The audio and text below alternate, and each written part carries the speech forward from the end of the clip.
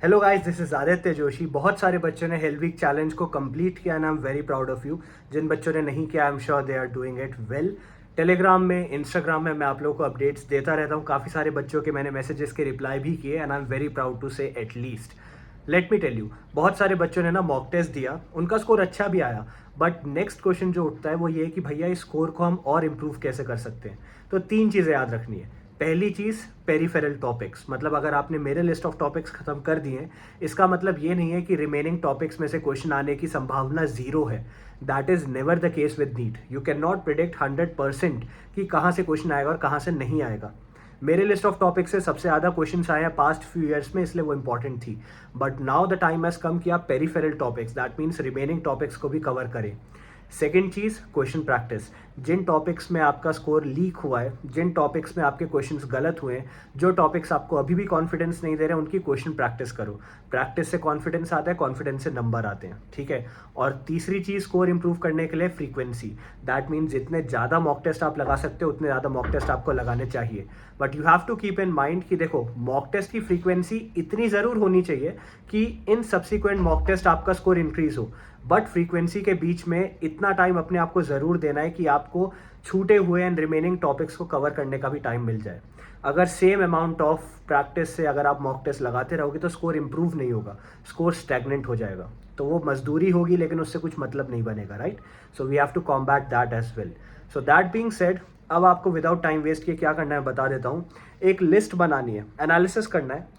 एक लिस्ट बनाओ physics, chemistry, bio में टॉप 10 चैप्टर्स का। Top 10 chapters physics, top 10 chapters chemistry, top 10 chapters bio, जो तुम्हारे वीकेस्ट हैं, जहाँ से नंबर कट रहे हैं, जहाँ तुम्हारे पास कॉन्फिडेंस जीरो है। एक बार ये लिस्ट बन जाए तो स्टार्ट टारगेटिंग दोज फर्स्ट। एक सिंपल एग्जांपल से तुम्हें बताता हूँ। लेट्स एज्यूम कि तुम्हारे घर में कोई नल लीक हो रखा है और उसकी वजह से तुम्हारे पूरे कमरे में पानी भर गया है। अब तुम बोल रहे हो भैया मैं बाल्टी लेके जाऊंगा और पानी उठा उठा के बाहर फेंकता रहूंगा। दैट मीन्स मैं पानी उठा उठा के बाहर फेंकूंगा ताकि कमरे के अंदर जो पानी भरा हुआ है कम हो जाए। मैं तुम्हें कह रहा हूँ इससे अच्छा ऑप्शन ये रहेगा, पहले नल लोकेट करो, नल ढूंढो कौन सा लीक हो रहा है और उस लीकेज को खत्म करो, राइट। यही चीज तुम अप्लाई करो मॉक टेस्ट में। तुम बोल रहे हो भैया जो चीज हम पढ़ चुके हैं ना उसको रिवाइज कर देते हैं ताकि वहां से क्वेश्चन गलत ना हो जाए। वो चीज कर लेते हैं भैया जो सिली मिस्टेक से गलत हो गई। मैं कह रहा हूँ वो चीज़ तो करोगे ही तुम, नो डाउट करोगे। जो चीज़ तुम्हें आती है उसको पॉलिश करते रहोगे, रिवीजन करते रहोगे।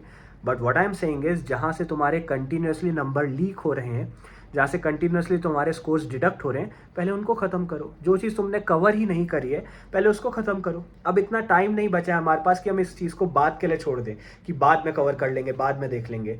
बाद में हमें टाइम नहीं मिल पाएगा इसको कवर करने के लिए, तो अभी कवर करना है, ठीक है। ये चीज़ दिमाग में रखना। सेकेंड चीज़, जैसा कि मैंने तुम्हें बोला था 15 अप्रैल के आसपास बहुत सारे सरप्राइज तुम्हारे लिए आ रहे हैं। हेल वीक चैलेंज तुमने देखा कितना सक्सेसफुल था, वहाँ कमेंट सेक्शन में काफ़ी बच्चों ने बोला कितना अच्छा उनका स्कोर इंप्रूव हुआ है। टेलीग्राम में, इंस्टाग्राम में मुझे टेक्स्ट आया and I am very proud of you. 15 April के आसपास something big is coming for you as well. एक चीज़ और जाने से पहले, भैया आपने बोला क्वेश्चन प्रैक्टिस करनी है, कहाँ से करें। तो मैंने तुम्हें 10 बार बोला है, 100 बार बोला है, एक और बार बोलूँगा। हमारे ऐप में मोर देन 30,000 फिजिक्स और केमिस्ट्री के क्वेश्चंस तुम्हारे लिए ऑलरेडी अपलोडेड हैं। वो एनसीईआरटी बेस्ड हैं, जेई मेंस के पीवाईक्यू रह चुके हैं, नीट के पीवाईक्यू रह चुके हैं। इनफैक्ट हर एक चैप्टर में NCERT line by line questions भी वहाँ अपलोडेड हैं। तो आई वुड सजेस्ट कि वहाँ से जाके क्वेश्चन प्रैक्टिस करो। क्वेश्चन प्रैक्टिस जब तक नहीं करोगे तब तक तुम्हें समझ नहीं आएगा कि प्रैक्टिकली तुम्हें वो टॉपिक आता है कि नहीं आता है, ठीक है। देखो यार, बात ऐसी है ना कि नीट में इट डज़ नॉट मैटर कि तुम्हें कोई चीज़ आती है कि नहीं आती है। वो देखना ही नहीं चाहते, वो तुम्हारा ज्ञान मेजर नहीं करना चाहते, वो तुम्हारी नॉलेज नहीं देखना चाहते। उनको बस इस बात से मतलब है कि ये बंदा क्या क्वेश्चन सॉल्व कर पाता है, दैट्स इट। फॉर एग्जाम्पल, अगर तुमने कोई चैप्टर कवर ही नहीं किया एनसीईआरटी से, लेकिन तुम उसके सारे क्वेश्चन नीट में सही करके आ गए, तो तुम्हें नंबर मिल जाएंगे, तुम्हें कॉलेज भी मिल जाएगा।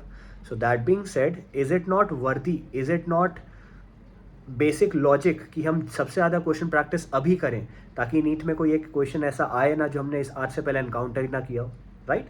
तो इन चीज़ों पे ध्यान देना है। That being said, you are doing very very good.